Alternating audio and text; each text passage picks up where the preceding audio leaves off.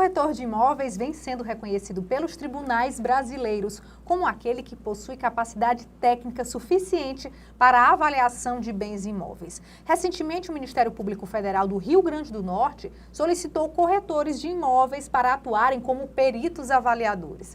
O avaliador de imóveis inscrito no Cadastro Nacional de Avaliadores Imobiliários, o CNAE, possui a capacidade de emitir o parecer técnico de avaliação mercadológica, o PITAM. Documento este que, através de critérios técnicos, faz análise de mercado com vistas à determinação do valor de comercialização de um imóvel, judicial ou extrajudicialmente. A gente continua a série sobre avaliação imobiliária aqui no programa Conexões Imobiliárias da TV Cresce.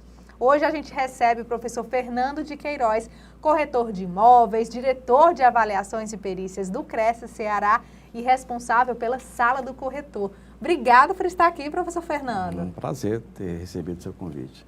Para falar sobre a avaliação imobiliária, que o senhor é formador, palestrante também, né, referência na área. A primeira pergunta é obrigatório que o corretor de imóveis que quer ser avaliador, ele seja cadastrado no CNAE? Bom, quando se fala em possibilidades jurídicas de se tornar um avaliador, no caso judicial, então a gente tem que atender um edital do Tribunal de Justiça. Então, nesse edital do Tribunal de Justiça, ele não vem solicitando a obrigatoriedade do corretor de imóveis ser cadastrado no CNAE. Agora, eu particularmente, eu sou cadastrado no CNAE e todos os meus alunos, tanto do curso TTI, ao qual também faço parte também, lá do CETRED, que eu esqueci de falar também, e também da Sala do Corretor, aqueles que estudam comigo, eu sempre recomendo que tenham o CNAE, porque você fica cadastrado numa das maiores vitrines nacionais, ou seja, com o CNAE você pode avaliar imóveis em qualquer estado do Brasil, sem precisar até fazer uma transferência do Cresce, ou então pagar Cresces em São Paulo, no Rio Grande do Sul, segundo uma palestra que eu vi no YouTube do Luiz Fernando Barcelos, que foi quem criou praticamente o CNAE, né, junto ao sistema COFES e Cresce. Então, eu achei interessante isso. Então, é importante que o corretor tenha realmente o cadastro do CNAE. Eu sou um dos maiores incentivadores para essa finalidade. E quanto se deve cobrar por uma avaliação? Acho que essa pergunta é bem difícil, né? Mas é porque muitos corretores de imóveis, professor, ficam em dúvida sobre os honorários. Eu acho que é uma pergunta que o senhor deve receber já quase todos os dias em sala de aula. Existe alguma regra? Regra específica não. O corretor, na realidade, ele pode cobrar o que quiser numa avaliação de imóveis, né? Tanto faz você cobrar R$2.000, R$5.000, R$30.000, isso aí não existe nenhuma regra legal. Ninguém é obrigado a fazer ou deixar de fazer alguma coisa, senão em virtude da lei. E quando se fala em lei, não existe nenhuma norma específica que diga que o corretor tem que cobrar no mínimo ou no máximo aquele valor. Inclusive, o CAD, né, ele, através de um acordo com o sistema COFES e Cresce, eles acordaram que não deveriam sequer ter uma tabela obrigatória. Então, essa tabela que os Cresces por aí no Brasil inteiro têm são referenciais, que servem apenas de referência. Então, no entanto, você me fez uma pergunta retórica. Eu digo, por que retórica? Porque o corretor de imóveis, ele pode atuar, ele é mais importante do que ele imagina que é. Porque ele pode atuar como perito judicial, contratado pelo Tribunal de Justiça, sendo auxiliar de um juiz no processo judicial. Ele pode também trabalhar dentro do processo como assistente técnico pago pelas partes, pelos advogados, pelas partes que têm interesse no processo. Então, e também ele pode atuar também pelo simples motivo de alguém ter curiosidade, o particular ter curiosidade de fazer, por exemplo, se você vai pedir um empréstimo no banco e vai dar um imóvel como garantia, você pode fazer uma avaliação para fins de hipoteca, por exemplo. Alguém quer vender um imóvel e quer saber quanto custa o seu imóvel, já vi pessoas vendendo imóvel por R$400.000 valendo R$700.000. Então, ou vice-versa, pessoas vendendo imóvel por um preço que não valia tanto aquilo, né? Então, é importante também que qualquer pessoa que faça qualquer tipo de negociação, que esteja em qualquer tipo de operação imobiliária, que tenha a possibilidade de saber por quanto está sendo vendido o seu imóvel, até porque, segundo o Código de Defesa do Consumidor, no seu artigo 3º, o imóvel é considerado um produto. Sendo um produto, se eu estou vendendo um produto, quanto custa esse produto? Então, é fundamental que você saiba, mesmo na área particular, o valor de um imóvel. E para isso você tem que ter uma certa noção e uma muito grande experiência, tanto empírica né? Porque quando se fala de conhecimento, você pode ter o conhecimento, são 4 formas, segundo alguns cientistas falam aí, né? Quer dizer, o conhecimento ele pode ser teológico, filosófico, empírico e também científico.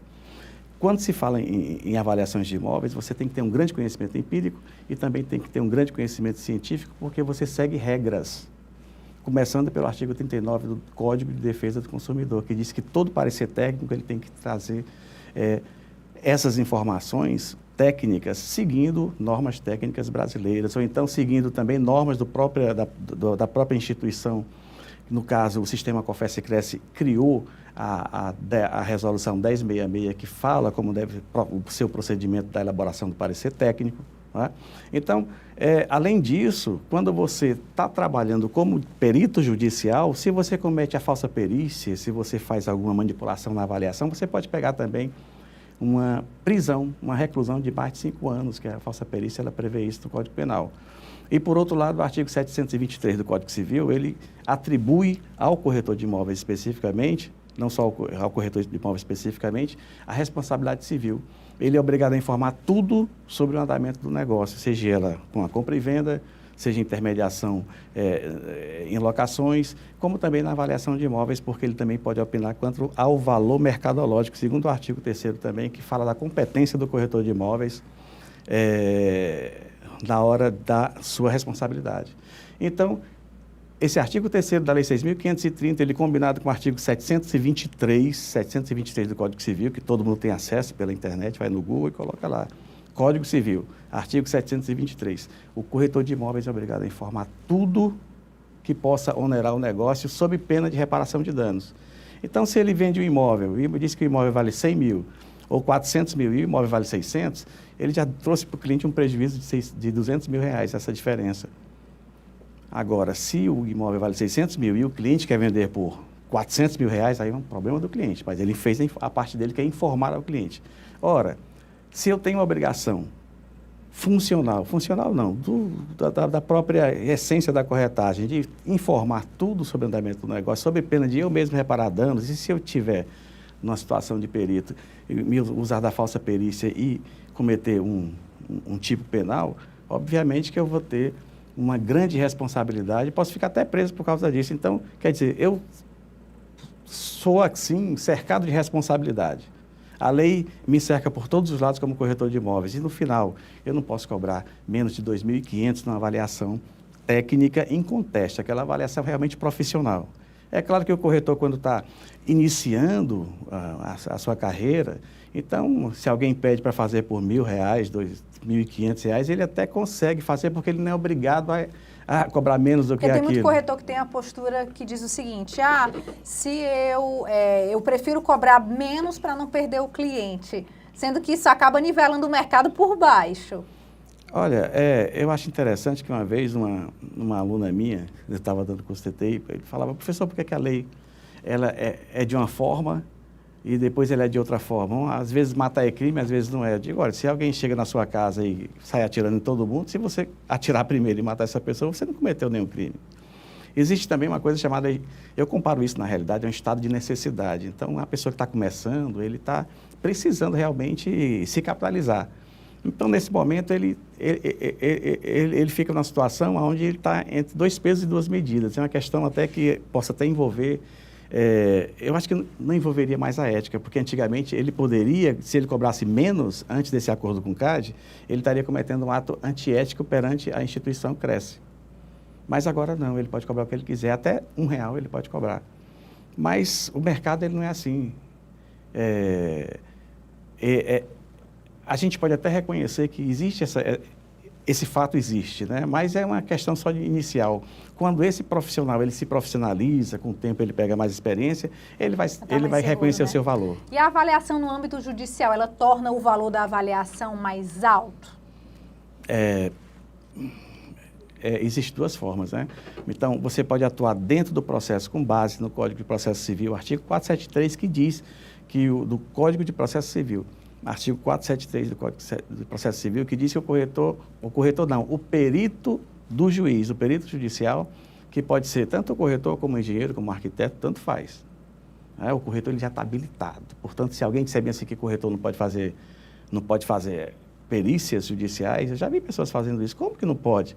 Você vai no site do Tribunal de Justiça, no caso aqui, nós estamos no Ceará, no estado do Ceará, e vai lá no CISPER, Sistema de Peritos. Então, você vai lá, arquitetos peritos, engenheiros peritos, e tem lá corretores peritos, corretagem. Tem uma lista de corretores aqui do estado do Ceará.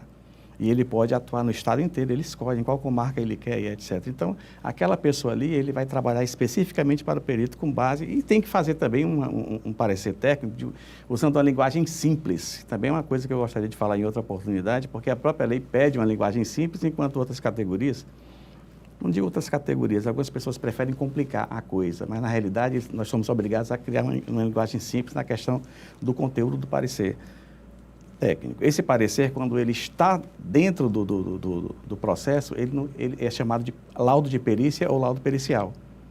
Enquanto nós somos obrigados a usar a nomenclatura PETAM, lá sendo assistente do juiz, como perito judicial, lá nós temos que usar o nome laudo de perícia ou laudo pericial. E a própria lei de processo civil, ela dá a possibilidade da outra parte, né? Ou seja, os advogados contratarem assistentes técnicos para poder justamente acompanhar a avaliação do perito judicial. Então, esse aí tem outra conotação de cobrança também. Então, são curiosidades que não é só o Cresce Ceará que está interessado em saber disso, não, é o Brasil inteiro. Existe mais um tipo de parecer para avaliação? Por exemplo, o parecer opinativo e o parecer técnico? Bom, com relação a nomenclaturas, eu vou poder explicar isso de forma bem científica, que isso serve para o Brasil inteiro. Na realidade, é verdade, serve para o Brasil inteiro. A gente discute, eu tenho um grupo com os maiores intelectuais, como Frederico Mendonça, José Augusto Viana Neto, é um grupo chamado Grupo EPA, Grupo de Estudos sobre Perícias e Avaliações. Inclusive está aqui no meu telefone, se você escrever aqui, eles respondem na hora.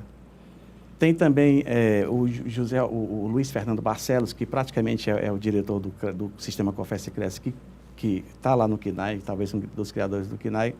E o que acontece é que existe uma variedade muito grande de nomenclaturas para o próprio parecer, ou seja, tudo é a mesma coisa na realidade. Mas se você está como corretor de imóveis, a resolução 1066 manda você utilizar o nome PETAM.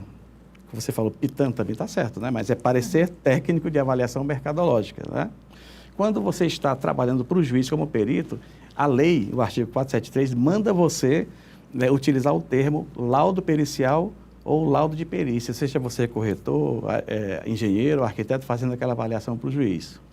Quando você é assistente técnico, olha que interessante, então você vai apresentar um laudo técnico de avaliação. Então tem o PETAM, o laudo de perícia ou laudo pericial, e tem também o parecer técnico de avaliação feito pelo assistente técnico. Então existem essas três nuances, né, na nomenclatura. É uma coisa interessante. Boa pergunta, gostei. O corretor de imóveis apresenta logo antes de iniciar o trabalho o valor dos seus honorários? O que o senhor indica para quem está começando? Boa pergunta também, né? Eu estou gostando, porque são perguntas que praticamente ninguém responde. Mas por isso que eu tive que aprofundar um estudo, mas não só. O estudo não é só uma conclusão minha, são essas cabeças que estão ali que me ajudam bastante. Queria até agradecer ao professor Frederico Mendonça pelo livro sobre avaliação de imóveis. Queria agradecer sobre os conselhos que ele nos dá também. É conselheiro do Sistema Confesse e Cresce, Frederico Mendonça. Conhecemos. Também o Luiz Barcelos também, que também é de lá. Já veio aqui em Fortaleza, já ministrou uma palestra aqui no Ceará. Exatamente. Olha só que interessante. Uma dessas pessoas aí, que eu não vou dizer quem foi, no Estado pediram um perito judicial. O Estado estava pagando 250 mil por um pedaço de terra para desapropriar, né, para se desapropriar, conseguiu desapropriar por 250 mil e coube ao perito judicial, que no caso foi dessas pessoas, simplesmente comprovar quanto valia realmente aquele imóvel. Sabe quanto é que valia aquele imóvel que o Estado desapropriou por 250 mil? 30 milhões de reais. E na sentença judicial, que é pública e notória, que está nas redes sociais, não está no Diário da Justiça desse Estado, tem lá a ordem do juiz mandando o Estado pagar a diferença de 250 mil para 30 milhões. Agora eu faço uma pergunta para a senhora. esse perito, sendo ele o protagonista no processo judicial e provando que o imóvel que foi pago 250 mil pelo Estado vale 30 milhões e a sentença do juiz foi confirmando de forma consistente, né, inconteste, de que realmente aquele imóvel valia 30 milhões, então o Estado foi condenado a pagar aquilo tudo. Quanto é que vale uma avaliação dessa? Né? Quer dizer, um cliente que ia ganhar 250 mil no pedaço de terra vai ganhar a diferença para 30 milhões. Então, eu acho que cobrar 2 mil, 3 mil reais na avaliação dessa não tem condição. Então, eu estou fazendo uma coisa inédita, que é fazendo um estudo junto com outros advogados, colegas, porque às vezes eu esqueço de dizer também que eu sou advogado, sou inscrito na OAB Ceará, e o que acontece? Então, eu fiz uma pesquisa e comecei a perguntar, será que a gente tem que se limitar a cobrar por avaliação entre 2.500 a 55 mil reais por um parecer técnico, por um laudo técnico, seja ele na perícia judicial, seja como assistente técnico, seja ele como corretor de imóveis? Eu fiquei pensando, não, a gente pode ir muito mais além e atribuir, já que nós não temos limites para cobrar, nem para menos, nem para mais, então me diga uma coisa, se o advogado cobra, em média, 20% do que ganhar naquela causa, imagina, um advogado desse deve ter ganhado, no mínimo, pela tabela da OAB aqui do Ceará, 20%. Então, esse caso que o senhor contou... Só para concluir, o advogado ganha 20% sobre os 30 milhões num processo desse. E o corretor vai ganhar o quê? 10 mil? 5 mil? Claro que não. Então, existe uma possibilidade de você participar também com 5%, por exemplo, que eu achei uma coisa razoável, já que quando se vende uma casa alguma coisa, você ganha 5%. Então, eu estou justamente atribuindo ao mercado uma coisa nova. Atribuindo não, sugerindo uma coisa nova.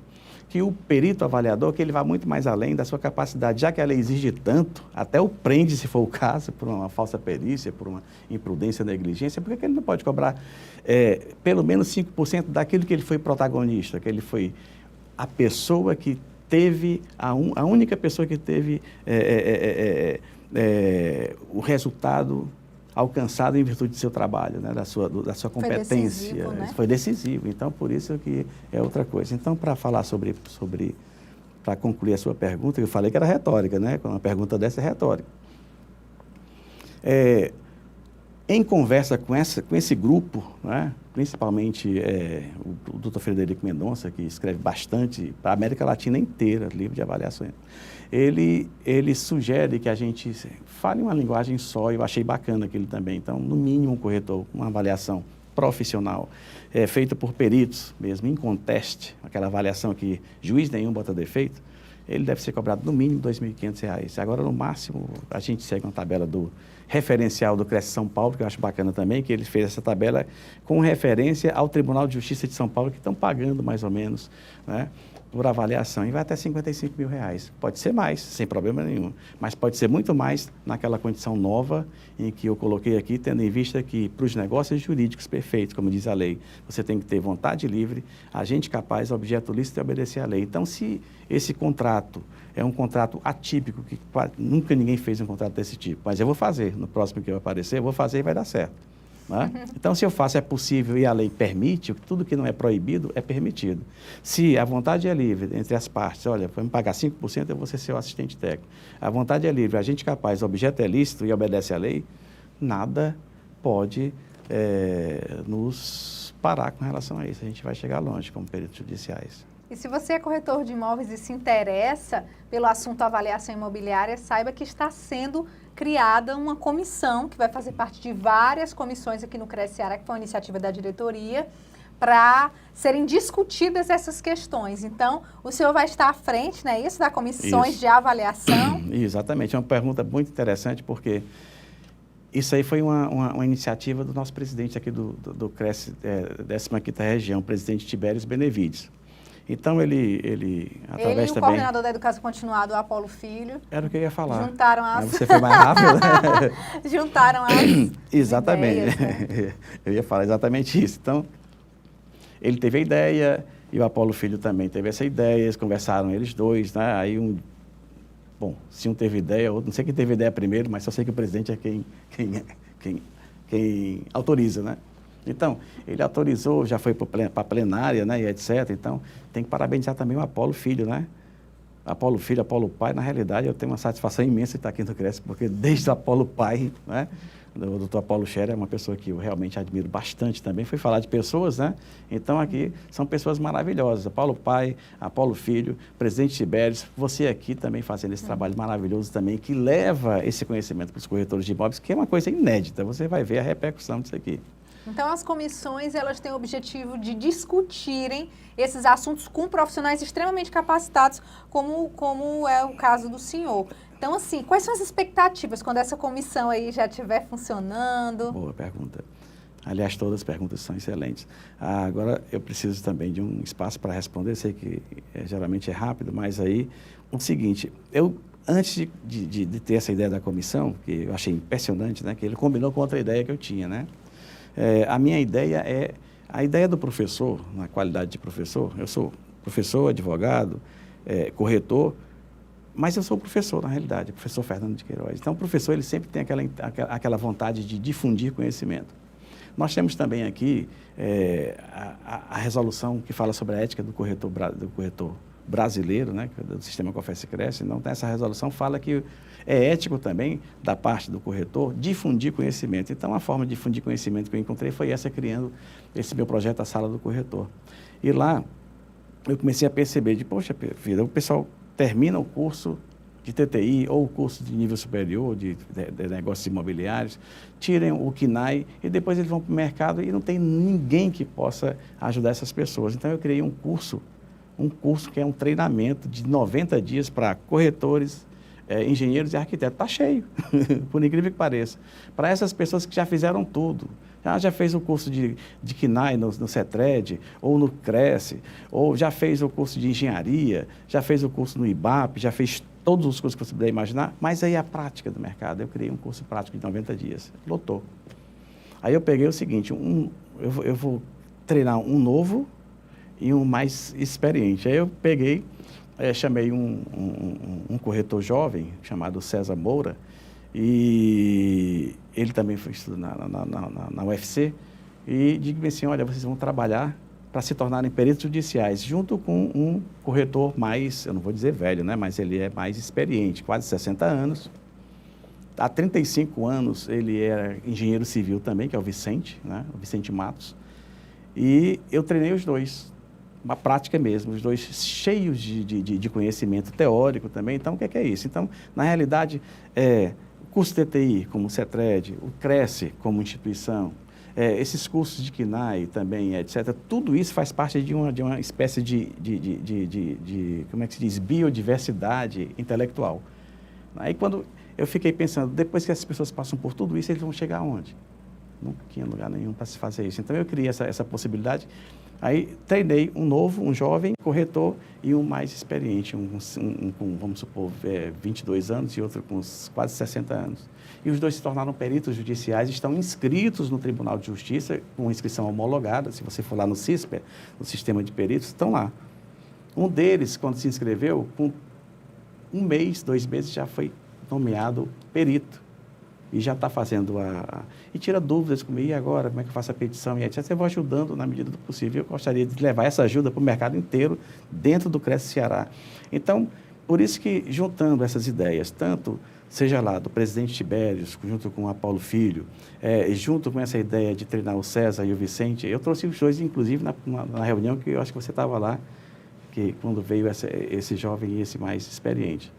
E eu vou nomear, se for essa a minha incumbência, né, primeiro vice-presidente e o outro segundo vice-presidente dessa comissão, porque eles têm competência e têm conhecimento para poder também difundir com esses corretores que estão todos ávidos por conhecimento.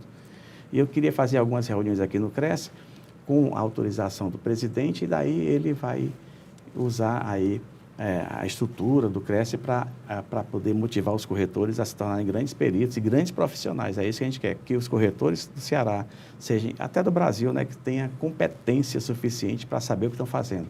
E saber cobrar e nunca aviltar honorários, né, sempre estar em ordem. Quando os trabalhos forem iniciados, você vai ficar sabendo aqui pelas redes sociais do Cresce, que a gente vai divulgar tudo para você. Professor Fernando, muito obrigada por você estar aqui, por essa entrevista. Ok. Estamos finalizando. Muito obrigado por você estar aqui. É um prazer. Outros convites virão em breve. Para a gente discutir mais, né, sobre a avaliação imobiliária, que é um tema assim tão... É muito complexo. Tão complexo. É muito complexo. Mais complexo do que a gente imagina, né? Obrigado por ter me chamado. E a gente continua o nosso papo sobre avaliação imobiliária na semana que vem, quando a gente vai conversar com o Francisco Lima. Ele é corretor de imóveis, conselheiro e também integrante do Conselho Fiscal. A gente se vê na semana que vem. Tchau!